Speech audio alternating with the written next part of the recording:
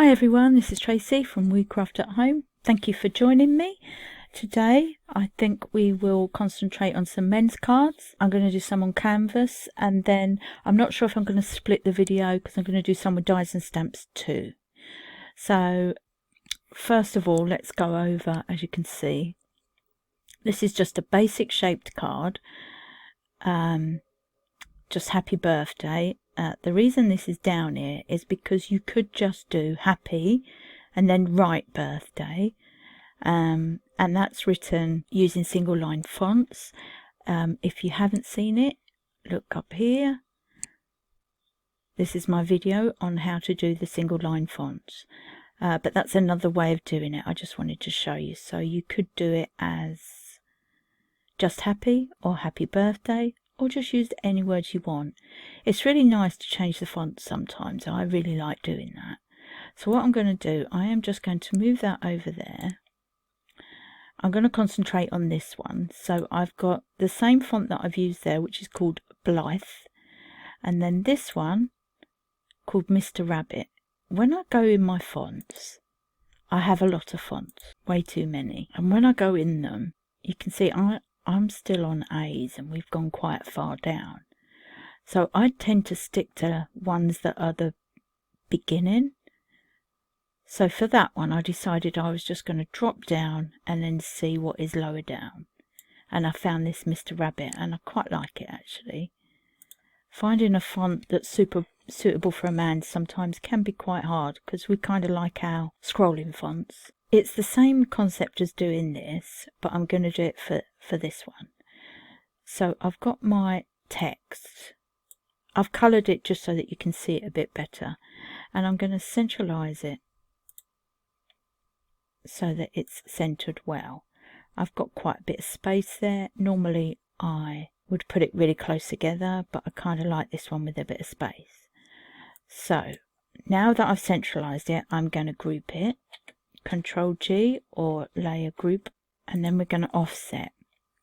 Now we have to offset a few times. I generally like the first layer to be quite narrow at an 0. As you can see here, my first layer is much narrower than the next one.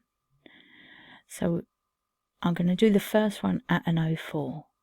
I think probably most of it won't stick together. Yeah, it's going to stay separate. But what we're going to do, it's easier to grab it all, go into layers, and then untick this one.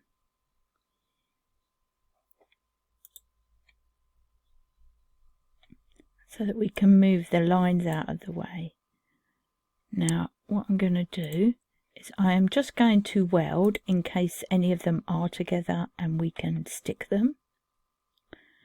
And then we're going to group it again. Control G. Now it depends how many layers you want. So here I've only done the 2 layers and then the main card base. I think for this one I might do 3 because this is still not stuck together as one.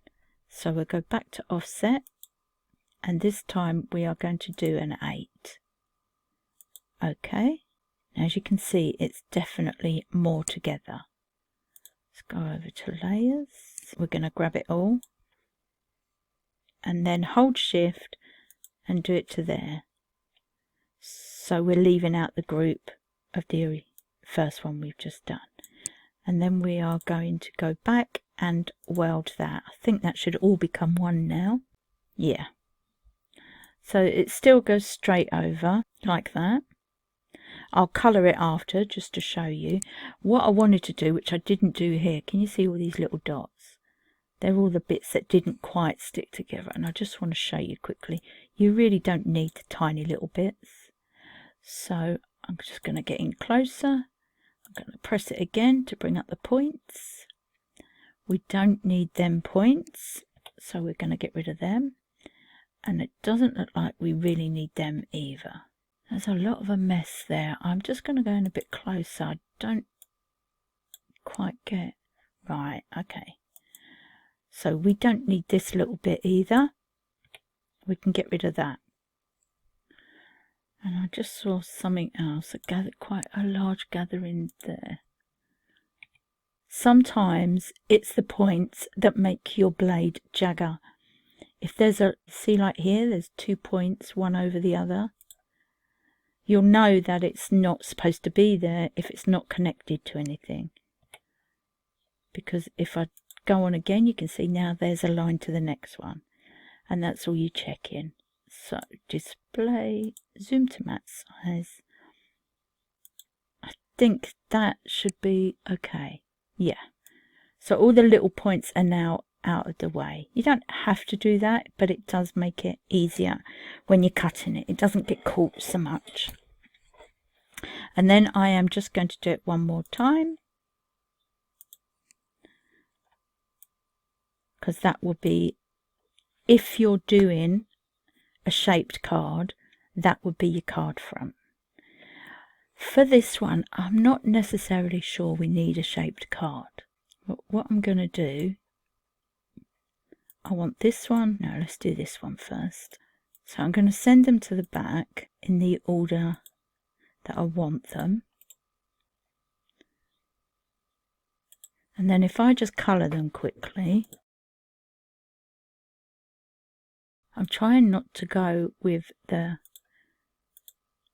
normal colours for a man, because I've got a habit of doing that. Okay, so that is what you're left with, which is the same as this, except there's more layers on this.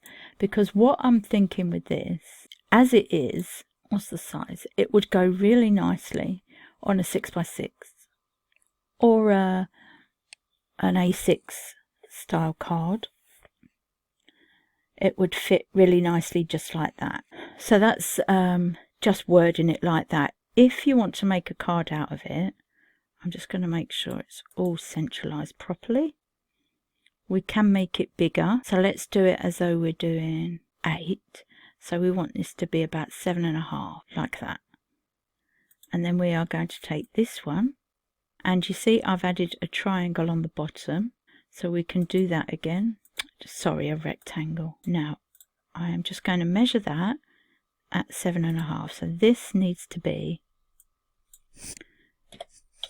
7.5 as well. And then we are going to take them both and centralize them, and then check the size for both of them. And look, that's too big. So for the rectangle we need to bring it up a little bit. Let's go up to about 2, see what that does. So it depends what you want to use it for, how big you want this. I might have gone too far. Let's do 2.5. See where we are with that. So at 2.5, that's just over 5.25. So this would actually fit on an A5 card or an 8x8, whatever you want to do. And then you can weld them together, and then you want to duplicate, flip it vertically, and then line them up. You don't have to see. What I want to make sure is this covered here, because this next one will go over the top and it doesn't matter. So then we need them, just them two. We want to make sure they're centralized, and then weld. And then we are going to send it to the back so that I can grab these 3 and make sure they still fit nicely there. Now let's just do the score line. Score line would be from there to there roughly. Again, if you want to make sure you've got it in the right place, you grab both and centralize through the middle, then hold shift and click on the card again and change that to a score line. Third score line down is the one I always use. It's further apart so it doesn't get caught or rip as much. Now you can see that this goes a little bit over the score line, so when the card's folded it will stick up a little bit. I like that it sticks over a little bit. And then you've got this space that you can cut some shape to put on there. You can stamp on it, you can put some dies on it, you can do whatever you want really. Something to personalize the card for whoever it is, or just put a couple of strips on it. it is entirely up to you from there. So that is how I've done that, and that's also how I've done this. But like I said, you could just do the happy, make it a little bit bigger, and write birthday and keep it that simple. Or you can take the birthday away and you can do whatever you like in there. Again, stamping, dies, drops, whatever you want to do. Just maybe some string around the middle and gluing it behind the white piece. You know, you can do whatever you like. The choices are yours. So that is how you make a shaped card. But like I said, you could have kept it like it was at the beginning and just stick it on the card as it is. Okay, so I think I've covered that. We can now go over to the craft table and make some up. Sorry guys, just a cliff note quickly. I didn't think to mention about inserts. If you wanted a shape insert and you're not sure how to do it, I'm just going to move these letters off. So I'll do it on this one, but it'll be the same either way. Just going to move it over so you can see it clearly. I'm going to keep the score line in so that you can see what I'm doing, because that would be the halfway point. Okay, so we get a bigger shape, and make sure it goes over the lines of the smaller shapes up to the score line. Don't go over it. You can go a little bit under it, but don't go over it. Now we're not going to grab the score line because none of these processes like working with score lines. So now what we're going to do is just grab the card and the square and subtract, so that we are just left with half of the square. Now we can remove the score line because we don't need it, and all you're going to do is offset on an inward, however big. I think about 20 personally, at least. You don't want to delete the original line, and there you go. You have a smaller piece that you can use as an insert and do whatever you like with it. I just wanted to go over that quickly in case there was any of you that didn't know what to do. Okay, now I will see you over at the craft table. Okay, so I'm over at the craft table. I've got everything ready. It's fairly simple. The only thing I didn't do, I didn't cut out the insert like I showed you, because I want to be ready for when I'm using it so I can make it personal. But obviously that would just stick on the inside. So I've gone with, this is some made to surprise papers actually. I've used a lot of made to surprise this time. But anyway, it's basically, now don't forget that your first layer is going to come slightly over the edge. So you don't want to glue just the top piece. I'm just going to glue this down because I have put pads on the next level. And I'm going to miss the top because the top doesn't need glue.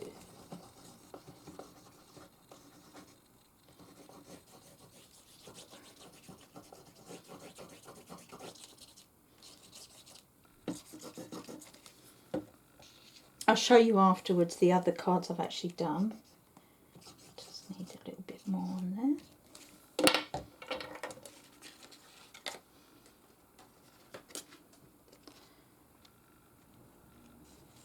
So I love plaid papers, and Made to Surprise has a lovely book of plaid.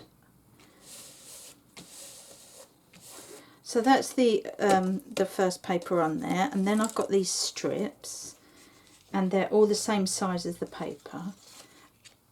And I'm doing the first two flat. For the last one, I've tied some string, and I had some green, white and red multicoloured twine, which was I did originally get for Christmas. So what I've done, I stuck it on the back and then added pads. So, and then tied a knot in the front of all three of them. So I'm just going to get the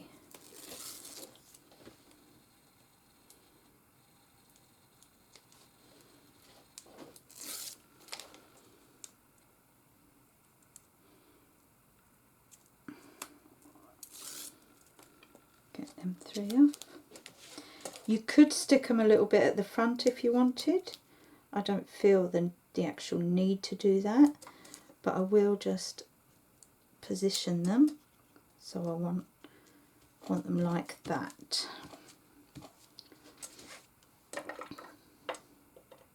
And then all I've got is the wording, and I've put loads of pads ready on it, on the silver piece, and then just stuck straight down the green piece. So I'll just stick that down.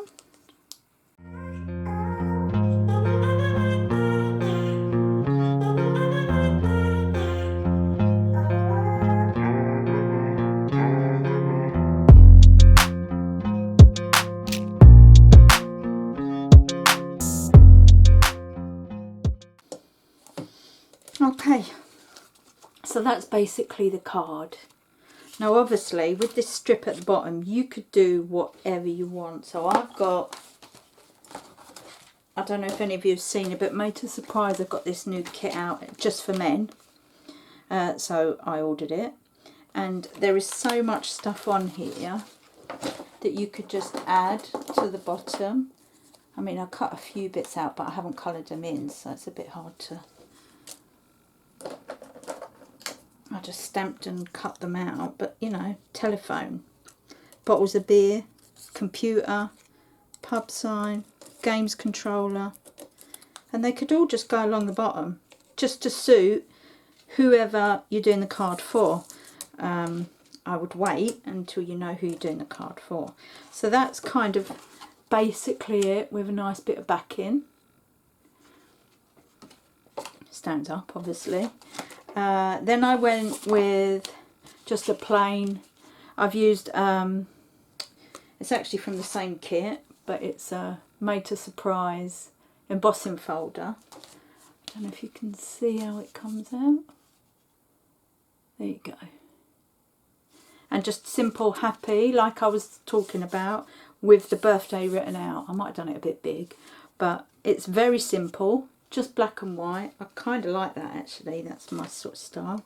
And then this one was the happy birthday, and then I stamped have a great day. That's also from the men's set of Made to Surprise. What I've done there, because what I tend to do, if I don't have the exact colour I want, I will stamp out in the ink of the colour, so it's actually purple, though it's very hard to tell on there. And then I heat embossed with clear embossing.